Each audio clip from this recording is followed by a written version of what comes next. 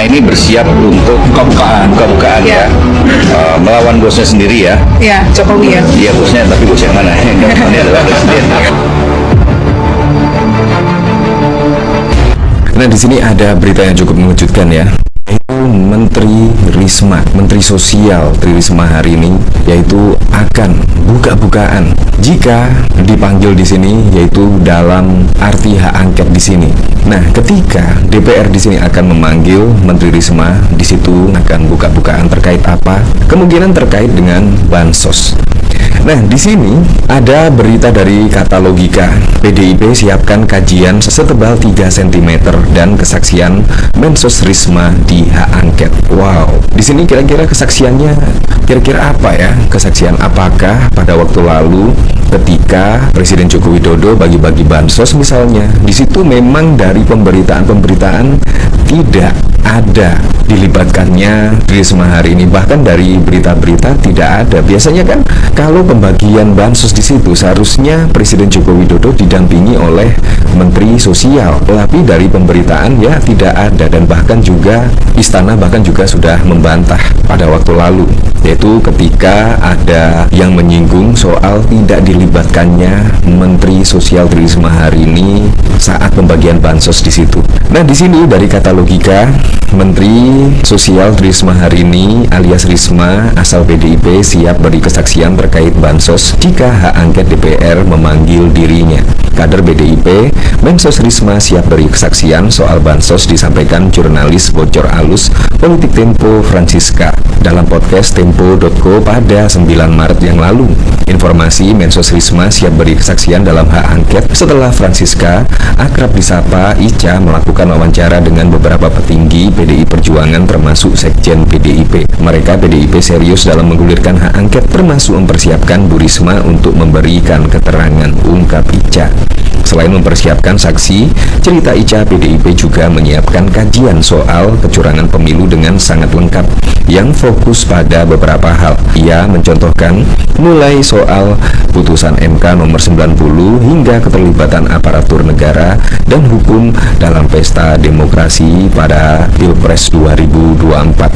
Ya, di sini memang sangat serius sekali, yaitu akan digulirkannya hak angket ya, termasuk dari Nasdem, PDI Perjuangan dan lain sebagainya. Jadi menurut saya di sini pasti setelah diumumkannya hasil rekapitulasi resmi dari KPU, pasti di situ akan ada kejutan-kejutan berikutnya. Karena apa? Karena hanya 3 hari saja setelah dikeluarkannya hasil resmi rekapitulasi dari KPU, di situ akan ada gugatan di MK. Ya, termasuk di situ dipimpin oleh Pak Mahfud MD, dan digulirkannya hak angket di situ ada Ganjar Pranowo. Jadi capres dan cawapres itu mempunyai tugas masing-masing.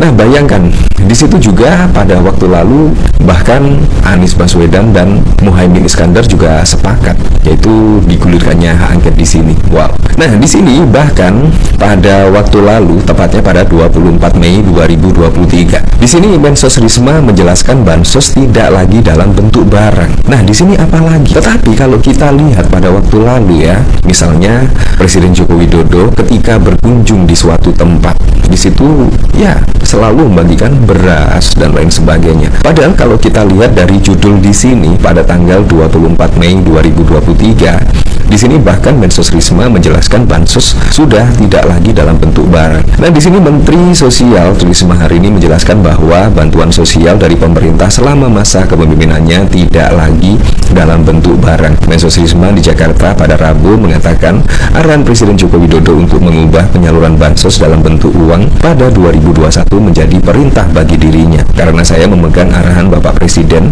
bahwa jangan bantu bentuk barang, tapi bentuk uang saja. Itu saya pegang, kata Mensos Risma juga secara tegas menolak untuk memberikan bansos dalam bentuk barang. Mensos mengatakan pengawasan penyaluran dalam bentuk barang pasti lebih rumit dan akan memakan waktu.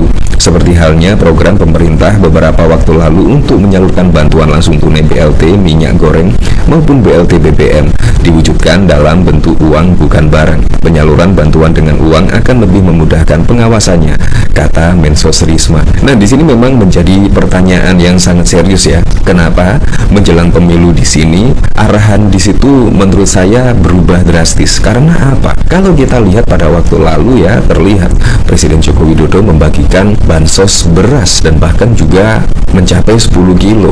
Ya, bahkan Presiden Joko Widodo pada waktu lalu bangga hanya Indonesia yang bisa memberikan bansos beras, di negara lain tidak bisa. Ini sangat berbeda sekali dengan perintah atau arahan Presiden Joko Widodo ke Menteri Sosial pada waktu lalu, yaitu tidak berbentuk barang melainkan uang.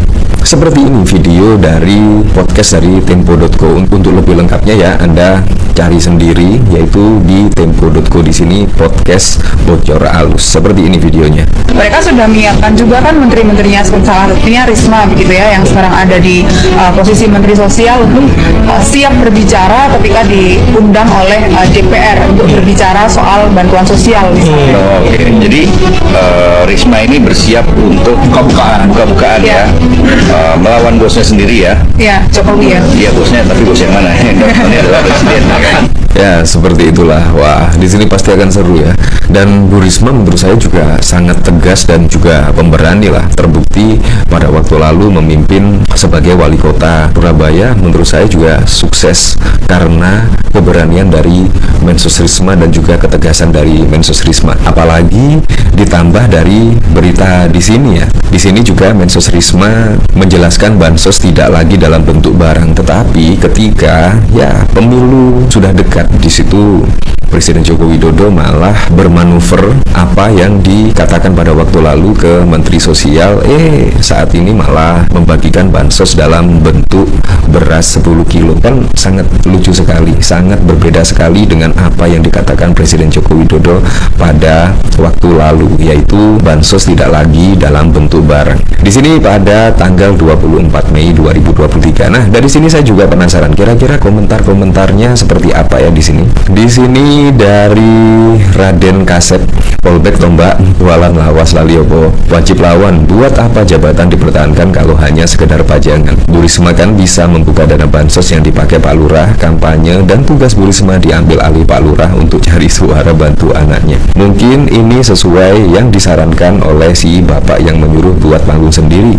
Jadilah Risma bakal punya panggung di Senayan. Bahlir Risma bikin panggung sendiri aja, bagi-bagi bansos, tugas dia kok. Ya seperti ini kan sangat lucu sekali. Aku kangen udah lama gak denger Bu Risma marah-marah di DPR nanti. Dan Modiar ya seperti itulah, viralkan. Oke, buzzer antek-antek asing. Nah, jadi memang di sini pada pengguliran hak angket, jadi memang harus mempunyai bukti-bukti yang kuat, saksi-saksi yang cukup. Jadi memang tidak sembarangan dan harus dipersiapkan secara matang untuk bergulirkannya hak angket di sini. Ya semoga sajalah besok hak angket berjalan dengan lancar dan tidak ada halangan yang berarti. Tetapi yang paling penting siapapun presiden dan wakil presidennya mendatang, semoga saja bisa merealisasikan semua program-program dan janji-janji kampanyenya sehingga bisa dirasakan manfaatnya langsung oleh masyarakat.